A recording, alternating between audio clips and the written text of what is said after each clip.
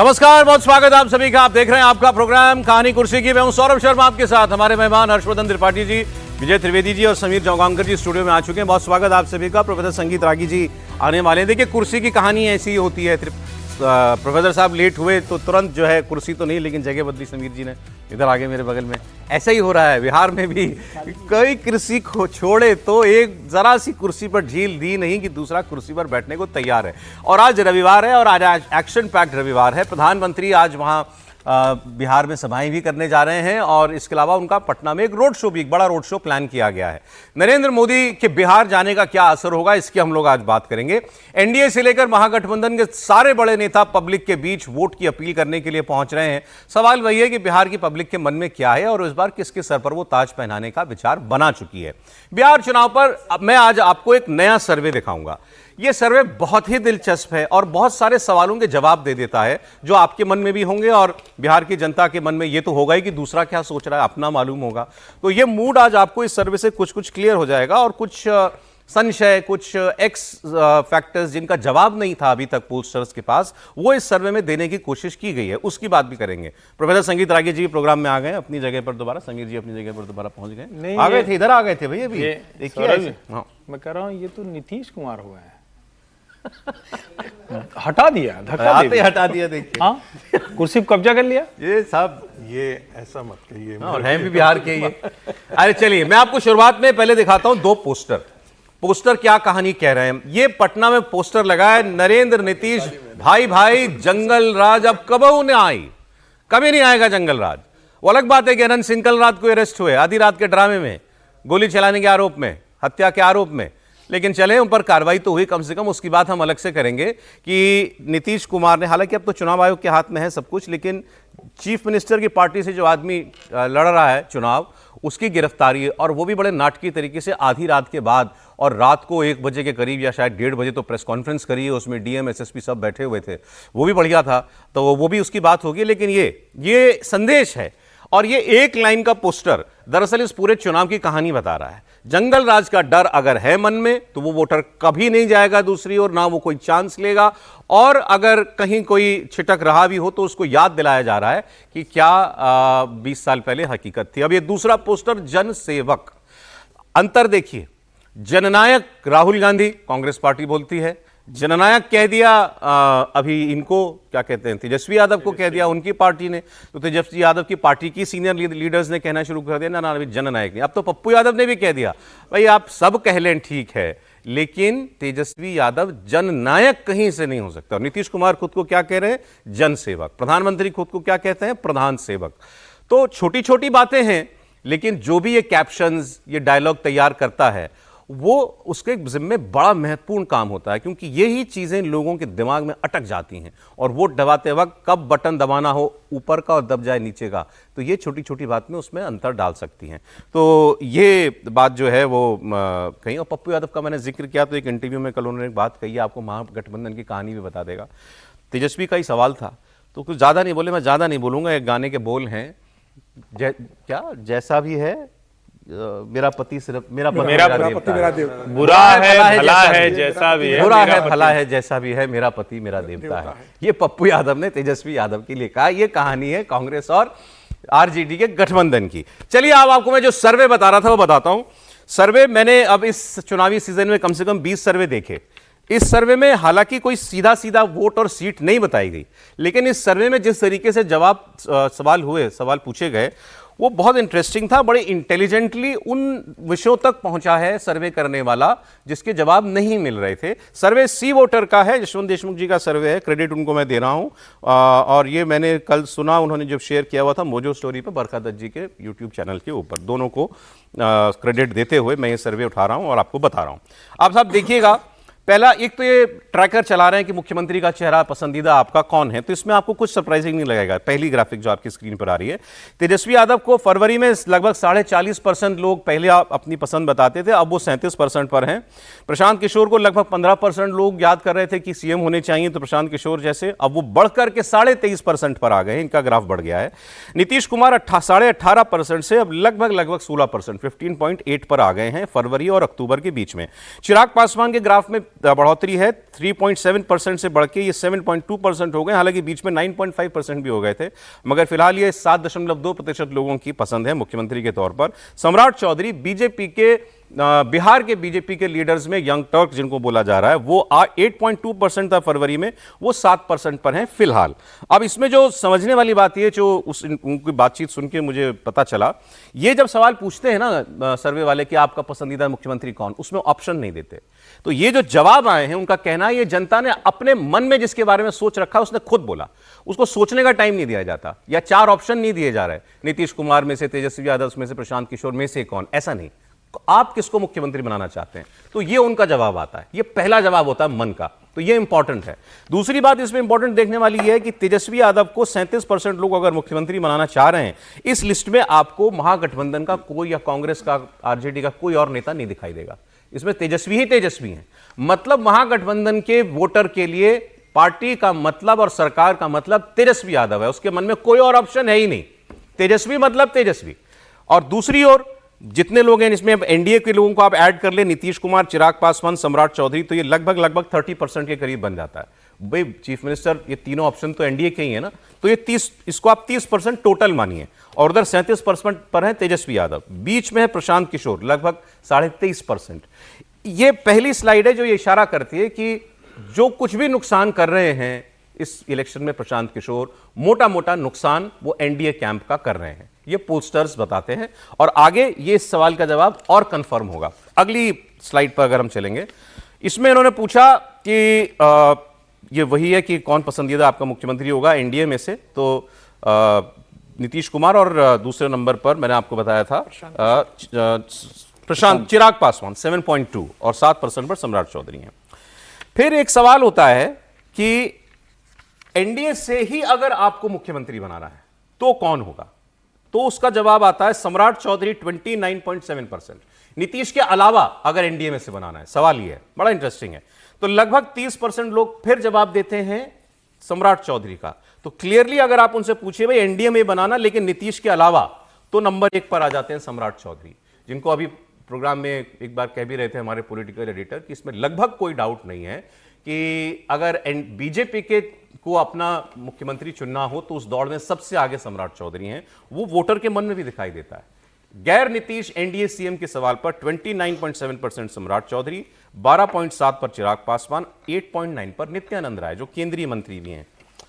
अगला सवाल जो था इनका वो ये था कि अब आपको हम 2 ही ऑप्शन दे रहे हैं, या तो तेजस्वी या नीतीश। ये मुझे लगता है सारे सर्वे का मूल प्रश्न है, क्रक्स, कि कोई ऑप्शन नहीं दिया तीसरा, चौथा, पांचवा, 2 ही लोग हैं, एक तरफ तेजस्वी यादव, एक तरफ नीतीश कुमार। अब बताइए आप किसको चुनेंगे।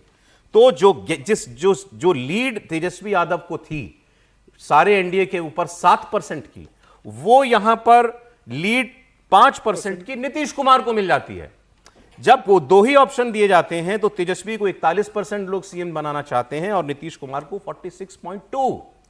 मतलब अगर ये बाइपोलर इलेक्शन बन जाए किसी तरीके से कि कोई तीसरी पार्टी लोगों के मन में नहीं है, तो 2 में से एक चुनना है, तो 5% ज्यादा लोग नीतीश कुमार को चुनते हैं। क्या यह चुनाव बाइपोलर इलेक्शन बन चुका है? अगर बन गया है तो यह सर्वे बता रहा है कि फिर वाकई एनडीए बहुत आगे है इस वक्त महागठबंधन से। तो मैं अभी जितनी बातें हुई उन पर एक कमेंट में ले लेता हूं। आप मुझे बताइए साहब, इस सवाल में पीके इक्वेशन से बाहर होते ही टॉप पर पहुंच जाते हैं नीतीश कुमार। त्रिपाठी जी। नहीं, मुझे लगता है कि मतलब कम से कम अब पिछले कुछ दिनों में, और ये मैं बार बार कहते हुए कहता हूं कि मैं ये मानता हूं कि 14 तारीख के बाद नीतीश जी खुद ऐलान करेंगे कि फलाना जी बिहार के नए मुख्यमंत्री होंगे। लेकिन अब नीतीश कुमार के ऊपर वो वाले सवाल नहीं है। सवाल कैसे होते हैं, इसी वजह से तो सवाल हो गए थे ना। कुछ लोगों ने कहा भाई वो समझ नहीं पाते हैं, कुछ भी बोल देते हैं, कहीं कुछ करना होता है, कहीं कुछ कर जाते हैं, किसी के ऊपर अनायास गुस्सा हो जाते हैं। लेकिन अब पिछले कुछ समय में जो उन्होंने दिखाया है तो वो वाला तो मामला चला गया। दूसरा, जब विपक्ष आक्रामक नहीं है तो हम लोग तो क्या है, विश्लेषण कर रहे हैं। लेकिन अगर विपक्ष को ही नहीं लगता कि नीतीश कुमार ऐसे खराब होंगे कि उनके ऊपर हमला किया जाए, तो हम कौन। अब इसके आगे की बात, प्रशांत किशोर 100% भारतीय जनता पार्टी और नीतीश कुमार का ही नुकसान करेंगे। कर पाएंगे क्या? मैं ये कहता हूं करेंगे को थोड़ा शब्द बदलिए, कहीं करते। लेकिन पिछले कुछ समय में जैसे प्रशांत किशोर गायब हुए हैं, जैसे उन्होंने राघोपुर का एक बढ़िया सा आभा मंडल बनाया और उसके बाद भाग खड़े हुए। फिर क्या कह रहे हैं, हमारा विधायक चला जाएगा, पैसे की आंच बहुत होती है, हम उसको रोक तो पाएंगे नहीं।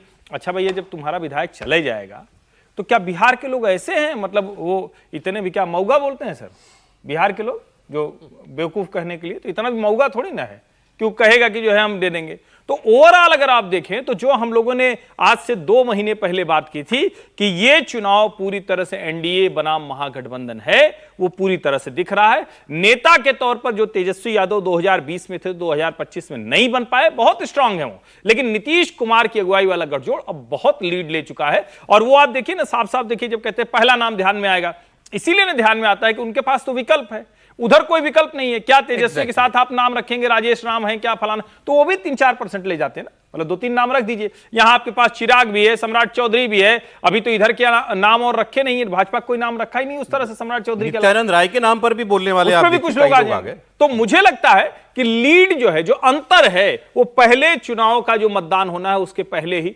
ज्यादा बड़ा हो गया है। इसको कैसे गठबंधन रिकवर करेगा, ये बड़ा सवाल। ये अब वही अंतर आपकी स्क्रीन पर दिखाई दे रहा है। फिर बता दूं, ये सवाल था कि अगर 2 ही ऑप्शन हो मुख्यमंत्री के तो आप किसको पसंद करेंगे, तो इसमें 46 पर पहुंच जाते हैं नीतीश, 41 पर आ जाते हैं तेजस्वी। लेकिन जब आप उनसे वैसे ही पूछते हैं कि अपने मन का पसंदीदा नाम बताइए, उसमें तेजस्वी यादव स्कोर करते हैं और वो वोट बट जाता है एनडीए के अलग अलग नेताओं में। तो मोटी मोटी बातें, ये 46% तेजस्वी सब, नीतीश सबके हैं वाला है, ये नीतीश सबके वाला, सबके वाला है। हाँ। केवल नीतीश ही हो तो बताइए। वही कर रहा हूं। तो मतलब तेजस्वी सीएम फर्स्ट चॉइस, अगर उनको कोई ऑप्शन ना दिया जाए, ऑप्शन दिया जाए तो फर्स्ट चॉइस दोनों में से एक ही चुनना हो तो नीतीश कुमार हैं।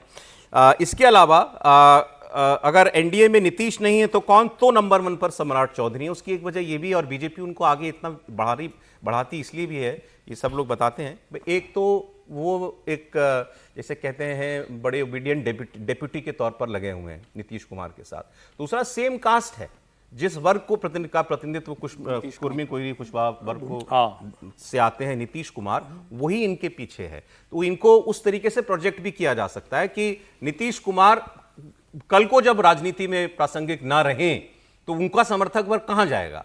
तो उसके लिए एक लीडर बीजेपी तैयार करना चाहती है, तो क्या वो सम्राट चौधरी हैं? ये तीसरी बात हो गई। दूसरा, घाट घाट के पानी भी पिए हुए हैं, वो ठीक बात है, लेकिन आप बताइए ना, जितनी बीजेपी उनको जितना आगे उनको बढ़ाती है और किसको बढ़ाती है।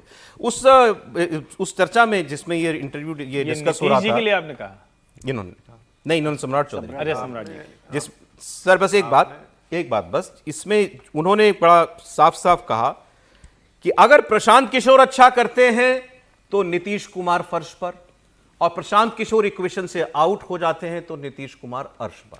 ये इनवर्सली प्रोपोर्शनेट रिलेशनशिप है। प्रशांत जितना अच्छा करेंगे नीतीश कुमार या एनडीए को उतना नुकसान, और प्रशांत किशोर जितना खराब करेंगे ये चुनाव उतना एक तरफा बनेगा एनडीए के पक्ष में, नीतीश कुमार के पक्ष में। अब बोले सर।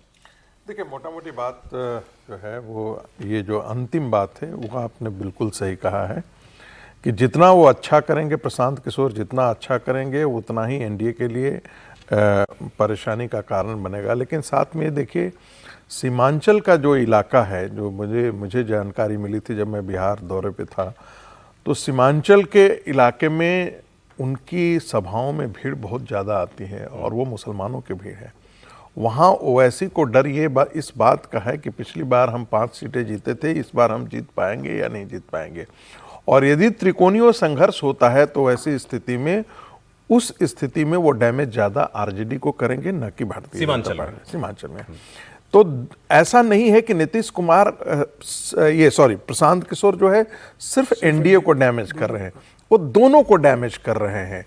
अब देखना यह है कि यदि ये वाकई जाकर के अंतिम दिनों में यदि पोलराइज्ड हो जाता है, तो जो कि मुझे ऐसा लगता है, और जो अनंत कुमार का भी, ये जो अनंत सिंह का जो खेल हुआ है, मुझे लगता है कि बिहार के वोटर्स को पोलराइज करने की ये कवायद ही एक तरीके से है। और ऐसी स्थिति में मुझे लगता है कि नीतीश कुमार और ये महागठबंधन है उसका एक सर्टेन एज है, इसमें कोई किसी को दो राय नहीं होनी चाहिए।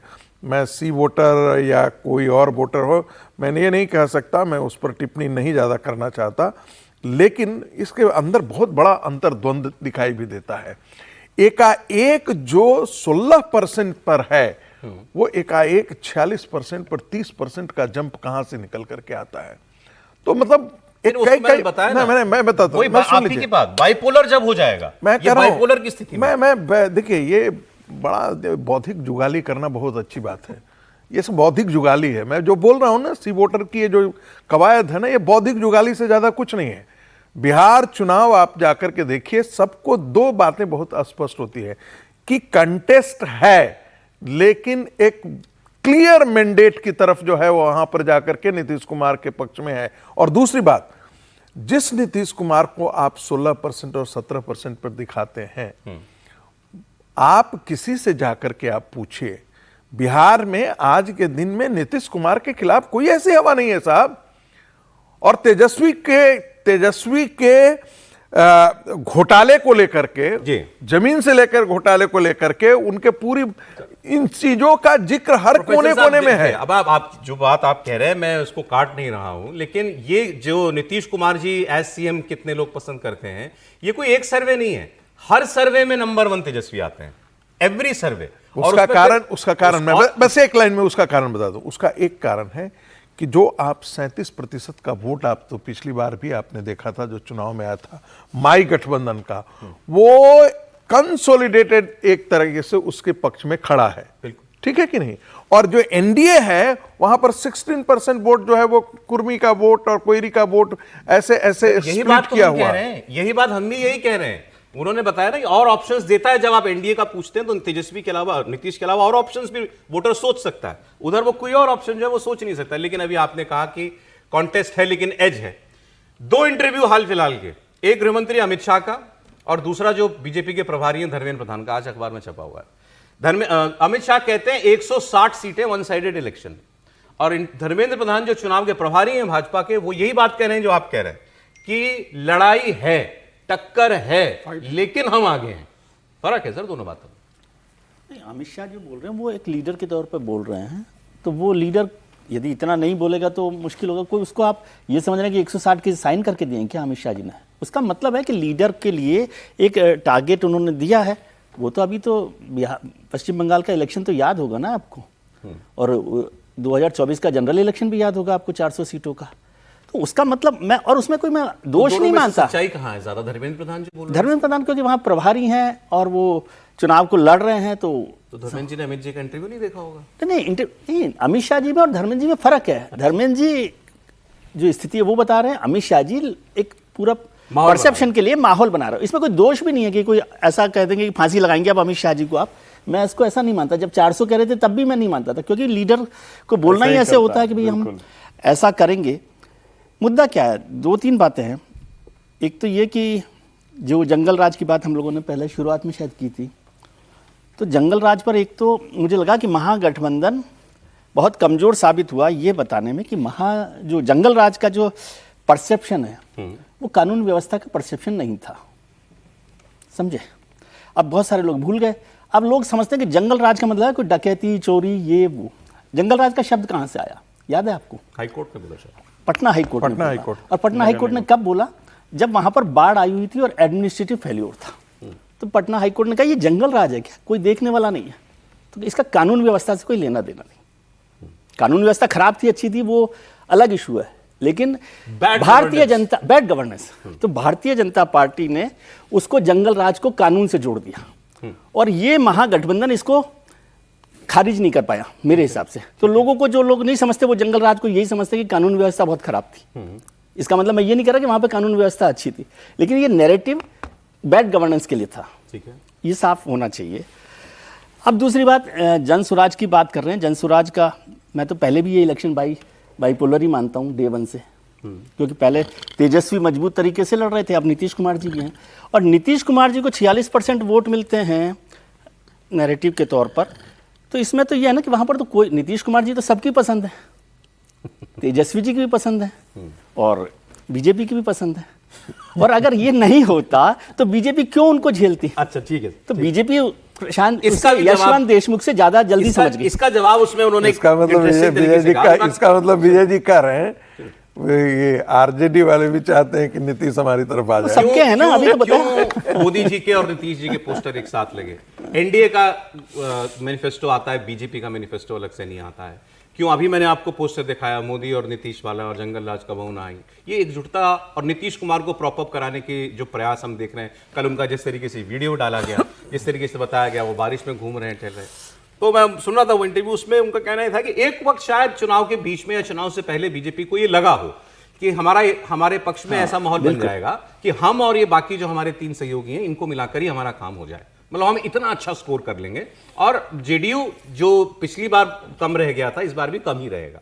लेकिन शायद इलेक्शन चलते चलते उनको ये समझ में आया ना, ये काम अकेले नहीं हो पाएगा, हमें नीतीश जी की उतनी ही जरूरत है जितनी अभी तक हमको रही है। इसीलिए नीतीश कुमार अचानक से, आप देख रहे हैं सम्राट चौधरी का इंटरव्यू में कहना नहीं वही मुख्यमंत्री होंगे, दिलीप जायसवाल जो वहां प्रदेश अध्यक्ष है उनका कहना कोई वैकेंसी नहीं है, कोई वैकेंसी शब्द नहीं, रविशंकर प्रसाद का कहना, सब लोगों ने फिर कहना शुरू कर दिया कि नहीं, उनको समझ में आया कि नहीं नीतीश हमारे लिए जरूरी है। और दूसरा, उनको नीतीश का वोट ही नहीं गुडविल भी चाहिए, ये उसमें एक शब्द था मुझे इंटरेस्टिंग लगा। हाँ। नीतीश कुमार को किसी भी तरीके से ये संदेश या उनके समर्थक को बीजेपी नहीं देना चाहती कि इनको इल्ट्रीट किया जा रहा है या इनकी पार्टी हड़पने की कोशिश की जा रही है या इनको रिटायर करने की कोशिश हो रही है, कुछ नहीं।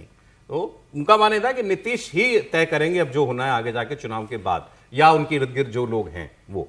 एनीवे, आगे बढ़ते हुए समीर जी, सर्वे में आगे ये हमने बात कर ली, अगर बाइपोलर कॉन्टेस्ट है तो नीतीश को 5% की लीड है इस सर्वे के मुताबिक। फिर ये सवाल कि कोई काम से खुश, कितना खुश हैं आप? बिल्कुल खुश नहीं 37% हैं, काम से खुश वाले भी 37% हैं, कुछ हद तक संतुष्ट वाले 24% हैं। इसको निकाल दोनों को जोड़ दें तो 71% लोग लगभग संतुष्ट वाले आ जाएंगे। यही बताता है कि एंटी इनकम्बेंसी नहीं है। फिर आगे सर ये सवाल बड़ा मजेदार था। अब इन्होंने ये सवाल किया कि आपने जिसका भी नाम मुख्यमंत्री के लिए लिया पसंद के मुख्यमंत्री का, वो नहीं तो कोई दूसरा बताइए। समझिएगा, मुझसे पूछा गया आप किसको मुख्यमंत्री बनाना चाहते हैं, मैंने कहा नीतीश कुमार। तो मुझसे कहा गया अच्छा नीतीश कुमार नहीं बन रहे, अब इनके बाद बताइए दूसरी पसंद कौन है आपकी। यहां खेल छुपा है गठबंधन का, बहुत दिलचस्प। जब नीतीश कुमार का समर्थक बोलता है कि नीतीश के अलावा कोई दूसरा नाम बताइए, तो वो 13.8% नाम उसमें लेने वाले सम्राट चौधरी के भी हैं कि 76% कह रहे हैं नहीं हमको नीतीश ही चाहिए और कोई नहीं, दूसरा नाम है ही नहीं हमारे मन में। लेकिन लगभग 14% लोग सम्राट चौधरी के नाम पर भी राजी हो जाते हैं। ये नीतीश कुमार के समर्थक हैं, उसको चलेगा, नीतीश नहीं तो दूसरा भी चलेगा, ऐसे 14% लोग बोलने वाले हैं। लेकिन तेजस्वी यादव के समर्थक 92% कहते हैं नंबर 2 पर हमारी कोई पसंद नहीं है। 92% लोग कहते हैं ओनली तेजस्वी। केवल 1.9% लोग नाम लेते हैं किसी दूसरे का, और वो भी कौन? नीतीश कुमार। ये क्लियर है कि महागठबंधन में कोई और नहीं चलेगा, केवल यही चलेंगे, तेजस्वी चलेंगे। सम्राट चौधरी से समर्थक से पूछा गया भाई आपको बनाना हो किसी और को मुख्यमंत्री, तो वो 64%, लगभग 65% नीतीश कुमार का नाम लेता है। मतलब एनडीए के समर्थक वर्ग में इतनी बात तो है, चलो मेरी पसंद का नहीं, बीजेपी वाला चाहता है मेरी पसंद का बीजेपी का बने, नहीं बनेगा तो मुझे नीतीश भी चलेंगे। नीतीश का भी वोटर समझता है कि चलो नीतीश अगर नहीं बने इस बार किसी वजह से तो जिताना एनडीए को है, हम बीजेपी का मुख्यमंत्री होगा, हमको चल जाएगा। फिर प्रशांत किशोर को समय सीएम बनाना जो लोग चाहते हैं उनसे दूसरी पसंद पूछी जाती है तो 38% लोग नीतीश कुमार का नाम लेते हैं। यह बता रहा है जो आपको जो शुरुआत में बात हुई कि नीतीश और प्रशांत किशोर के पास एक्चुअली जो भी वर्ग आ रहा है वो मेजरली नीतीश कुमार के बैंक से आ रहा है। इससे इन्होंने ये प्रूव करने की कोशिश की है और इसीलिए बहुत जरूरी है एनडीए के लिए कि प्रशांत किशोर का ग्राफ ना उठे। निश्चित रूप से मुझे लगता है कि एनडीए को इस बात की जरूर चिंता होगी कि अगर प्रशांत किशोर बेहतर करेंगे तो उसका नुकसान एनडीए को ज़्यादा भुगतना पड़ेगा। हालांकि प्रशांत किशोर ने जो उम्मीदवार उतारे हैं वो जिस तरीके से प्रशांत किशोर ने तैयारी कर रहे हैं जमीनी स्तर पर, उनकी कोशिश ये है कि भाई महागठबंधन से भी मुसलमानों का एक बड़ा वोट तोड़ा जाए और एनडीए से भी एक बड़ा वोट सवर्ण वोट बैंक जो उसमें सेंध लगाई की जाए। तो प्रशांत किशोर दोनों में सेंध लगाने की कोशिश कर रहे हैं, लेकिन बड़ा हिस्सा जो टूटने की संभावना नजर आ रही है वो एनडीए से टूटेगा। लेकिन जो भी एक चर्चा हो रही थी कि भाई भारतीय जनता पार्टी की कोशिश होगी कि बिना नीतीश के हमारा इतना बहुमत आ जाए कि हमें नीतीश की जरूरत नहीं पड़े। मुझे लगता है भारतीय जनता पार्टी ने जब टिकट डिस्ट्रीब्यूशन फाइनल किए थे तो तब भी इस बात पर विचार नहीं किया होगा, क्योंकि भारतीय जनता पार्टी इस बात को जानती है कि बिना नीतीश, अगर उसमें चिराग पासवान, भारतीय जनता पार्टी, उपेंद्र कुशवाहा और उनके जो तीसरे जीतन राम मांझी को मिला ले तो 142 सीटें हैं। तो भारतीय जनता पार्टी इस बात को जानती है कि 142 में से 122-23 सीटें जीतना 243 में से असंभव है उनके लिए। तो उनको किसी भी स्थिति में नीतीश कुमार की जरूरत पड़ेगी जो 101 सीटों पर चुनाव लड़ रहे हैं। तो मुझे लगता है कि भारतीय जनता पार्टी ने कभी नहीं सोचा होगा कि भैया बिना नीतीश के हम गठबंधन की सरकार मतलब अपनी सरकार बना ले, नीतीश को माइनस कर दे। अगर भारतीय जनता पार्टी के मन में ऐसा होता तो नीतीश के साथ सीटें और कम होती। अब अगर बात की जाए मुख्यमंत्री के चेहरे के रूप में जो लगातार कह रहे हैं नीतीश कुमार, देखिए नीतीश कुमार लगातार 20 साल से मुख्यमंत्री है, बिहार के सबसे बड़े नेता है, सबसे लोकप्रिय है, कोई आरोप नहीं है उनके ऊपर। और भारतीय जनता पार्टी और नीतीश कुमार के जो समर्थक है उनमें हमेशा इस बात का रहा है कि भाई मुख्यमंत्री कौन बनेगा। 2020 में भारतीय जनता पार्टी की सीटें ज्यादा आती है, उसके बाद भी नीतीश कुमार को मुख्यमंत्री बनाते हैं। तो भारतीय जनता पार्टी के पास विकल्प है अपना मुख्यमंत्री बनाने का, और भारतीय जनता पार्टी उस विकल्प पर वर्किंग कर रही है कि नीतीश के रहते भी हम अपना मुख्यमंत्री कैसे बनाएं। और इसलिए सम्राट चौधरी को लोग मुख्यमंत्री के रूप में देख रहे हैं। महागठबंधन में यह ऑप्शन नहीं है, वहां पता है कि वहां तेजस्वी के अलावा कोई दूसरा नेता नहीं जो आसपास भी खड़ा हो। समय भी हो रहा है, आप इससे सहमत हैं क्या? जो पहली बात हुई, बाइपोलर इलेक्शन में ये कॉन्टेस्ट नहीं है, फिर ये वन साइडेड इलेक्शन है नीतीश के फेवर में, अगर कोई तीसरा प्लेयर मौजूद नहीं है तो। एक बात, अगर तीसरा प्लेयर आ गया बीच में जो प्रशांत किशोर हैं, तो एनडीए को ज्यादा घाटा हो सकता है। इससे सहमत निश्चित रूप से बाइपोलर में तेजस्वी नीतीश के अंदर कहीं नहीं टिकते। अगर ये मतलब त्रिकोणीय होता है, अगर इसमें प्रशांत किशोर बेहतर प्रदर्शन करते हैं या दौड़ में आते हैं, तो मुझे लग रहा है कि एनडीए को भी इसका नुकसान अब उठाना आप पड़ेगा। पूछेंगे पे अंत में उन्होंने क्या बताया, सीट वोट, तो सीट नहीं दिया, उन्होंने वोट भी नहीं दिए इसी वोटर के सर्वे में। उन्होंने अपना एक अनुमान बताया कि इसमें मोदी फैक्टर भी जोड़ दें और कांग्रेस का भी कुछ जो है वो जोड़ दें अगर, तो बाय एंड लार्ज ये 42% वोट महागठबंधन और 45-46% वोट एनडीए। यहां जाके कहानी कहीं ठहरनी चाहिए, ये इस सर्वे का निचोड़ था। अब बताइए इससे आप सहमत हैं? एक लाइन में और ऐड कर दूं, उन्होंने कहा फाइनल डे बहुत इंपॉर्टेंट है टर्नआउट का, मतलब 6 और 11। महिलाएं ज्यादा निकली तो एनडीए वेव, नीतीश कुमार की वेव। अगर पुरुष ज्यादा निकले और उसमें भी यंगर लॉट, नौजवान ज्यादा निकले, तो तेजस्वी सरप्राइज कर सकते हैं। बोलिए। थोड़ा सा पिछले कुछ समय में जो मैंने बात की, तो थोड़ा मेरा इस पे भी एक व्यू पॉइंट बदला है। ये शायद हम मीडिया के लोगों के मन में आ गया है कि यूथ अगर निकलेगा तो वो तेजस्वी के साथ जाएगा। क्यों ऐसा हमने सोचा? हमको लगता है कि अनएम्प्लॉयमेंट हो गया, इन्फ्लेशन हो गया, एग्जाम्स को लेकर जो हो गया, या जो तेजस्वी कह रहे हैं, तो उसके आधार पर यूथ उधर जाएगा। लेकिन पिछले कुछ दिनों से जो मेरी जो बातचीत वहां हो रही है और जो सोशल मीडिया पर देखा जी, यूथ और महिलाएं अगर निकलेंगी तो एनडीए की सरकार 100% बड़े बहुमत से बन जाएगी। एक लाइन, यंग यूथ जो पहले लग रहा था अब ऐसा नहीं। आगे